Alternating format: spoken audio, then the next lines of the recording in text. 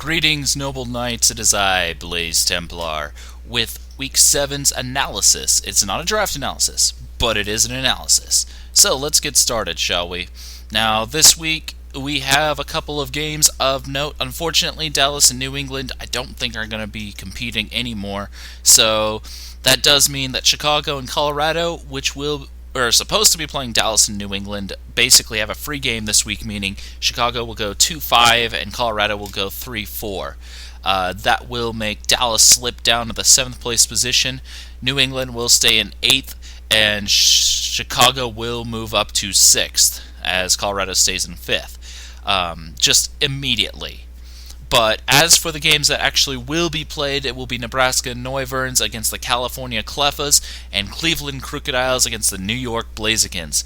Now, with that being said, what could happen with these two games? Well, if I do need to say that Cleveland and California both basically have to win.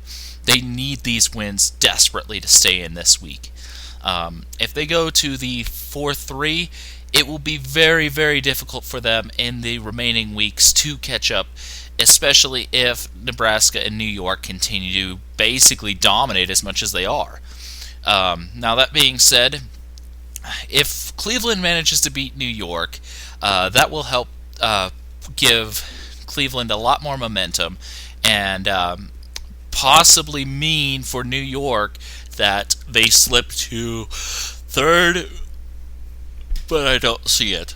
Just because their win-loss ratio their survival ratio is just so absurdly high still. Now, that being said, if California manages to beat Nebraska, that'll help them, and it'll push Nebraska down, pushing them naturally to 2nd unless New York loses as well. If New York loses, Nebraska will stay in 1st despite the loss.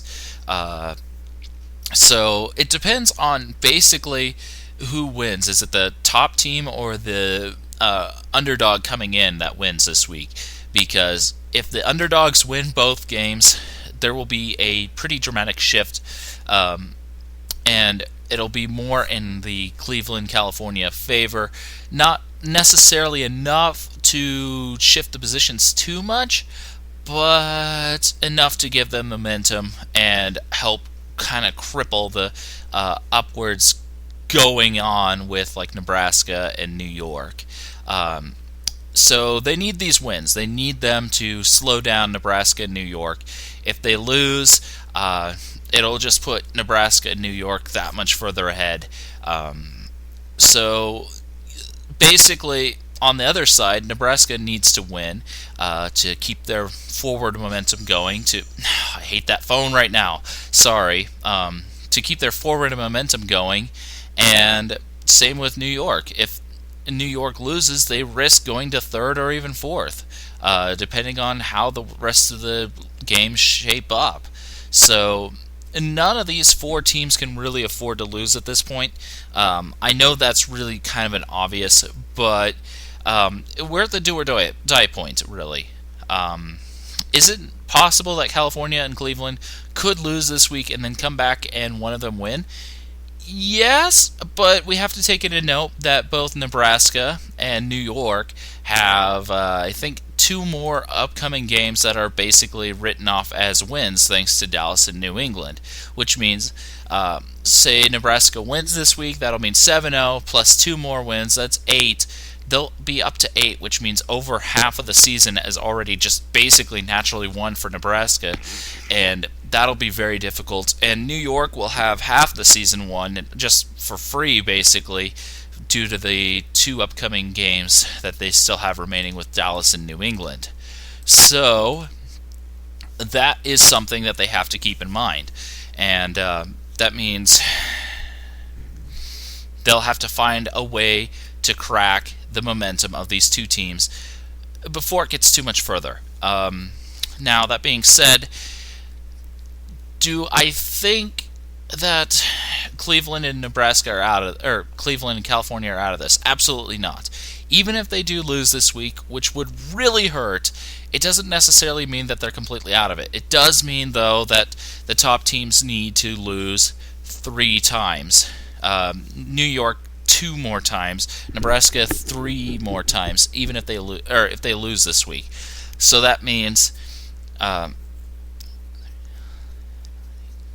so they have 6 more chances basically to score 3 losses on Nebraska, or even 4 actually, or yeah, 3 losses on Nebraska and 2 losses on New York, which that means half the games for Nebraska that would still need played need to be losses for it, and New York has to have about 40% or 35% of their games lost if they both lose this week. So it's a difficult situation for them. They definitely need to be able to come out on top this week.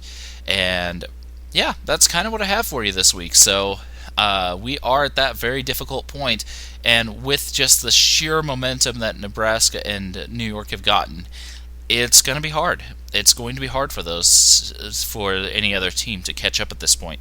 And honestly, I'd say now that we're as far as we are, New England, even if they do come back, I don't think can win this season, just because there's just so much momentum built up for Nebraska and New York. So, yeah, and kind of the same with Dallas.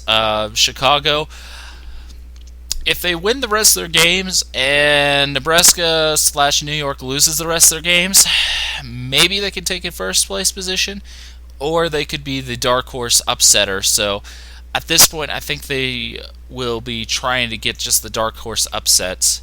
So yeah, that's kind of what I think is going to be going on. And that's about all I have for you this week. So I will see you in the next IPL analysis later.